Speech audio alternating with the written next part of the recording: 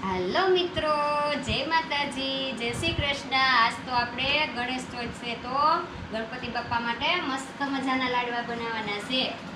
જે આમાં બધું ડ્રાયફ્રૂટ એકારે મિક્સ કરેલું છે। પછી આપણે મસ્ત મજાનો ગોળ લીધેલો છે ઢીલો, અને દેશી ગાયનું ઘી લીધેલું છે। અને જો આપણે ઓલરેડી ભૂકો કરીને તૈયાર રાખ્યો છે મસ્ત મજાનો।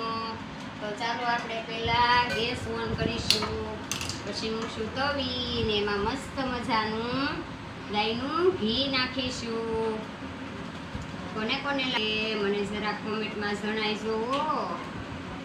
જો હવે આપણે ગોળ નાખવાનો છે, કેમ કે ગોળ થોડોક ઓછો નાખવાનો છે।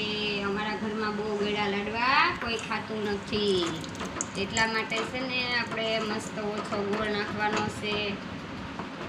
અને ગણપતિ બાપાને આજ તો ચોથ છે ને, એટલે હચ્ચા ઘીના લાડવા ખવડાવવાના છે। કોની કોની ઘરે લાડવા બન્યા છે એ મને જરૂરથી કોમેન્ટમાં જણાવજો। ભાઈ મસ્ત મજાની આવી ગઈ છે, જો થોડા થોડા ઘીમાં પોહા થવા માંડ્યા છે, મસ્ત મજાની પાય આવી ગઈ છે। અને તોય પણ આપણે થોડુંક એવું ઘી ઉમેરી દઈએ, કેમ કે અમને વધારે ઘીના લાડવા બહુ પસંદ છે, અને ગણપતિ બાપાને પણ ખૂબ જ પસંદ છે।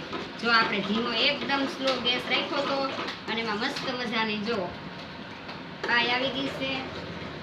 અને હવે એમાં આપણે ધીમે ધીમે કરીને બધો ભૂકો એડ કરીશું,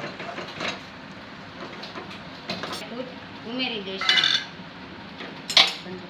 ઓકે, જો આપણા લાડવા બનીને થઈ ગયા છે મસ્ત મજાના ઘી વાળા, એકદમ પરફેક્ટ તૈયાર।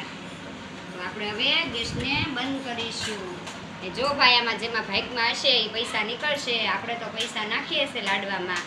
અને કોણ કોણ નાખો છો મારી જેમ પૈસા ગણપતિના લાડવામાં એ મને જરીક કહેજો। અને મારો વિડીયો અને મારા લાડવા કેવા લાગ્યા એ મને જરૂરથી લાઈક કરજો, શેર કરજો, અને કોમેન્ટમાં લખવાનું ભૂલતા નહીં।